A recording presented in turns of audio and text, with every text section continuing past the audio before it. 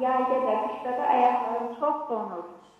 Şəkidə nə qədər doktorlar gəzmişəm, heç nə bir əlat eləyə bilmirlər. Nədən ola bilər? İki aydır ki, bir də tərzigim heç düşmür. Şəkər xəstəliyin var mı xanım? Yoxdur.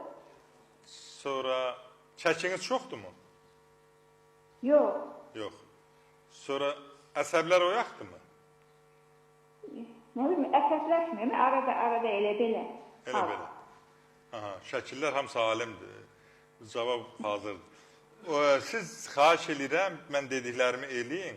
Bax, indi gicistkanın çıxan vaxtıdır xanım. Ayaqlarınızı gicistkanla dalayın, yavaş-yavaş artırın. O sinir keçiricini bərpa eləyəcək.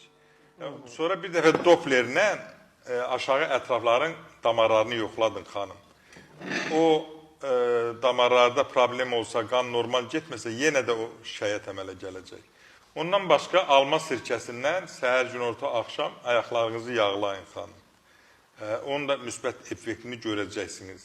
Və bundan başqa təbii ki, bal, xardal tozu və zəncəfil tozu, onları qarışdırın bir-birinə, onu ayağınızı masaj edin. Onun da effektini görəcəksiniz.